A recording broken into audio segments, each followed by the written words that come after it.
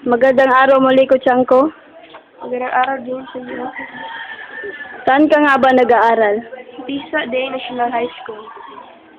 Anong antas mo na? Grade 8 Croatian. Mari bang may tanong?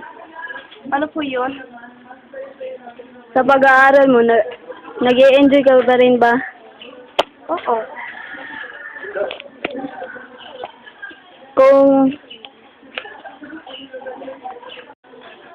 sa mga nangyayari sa eskwelahan mo ngayon, nakapasa ka ba?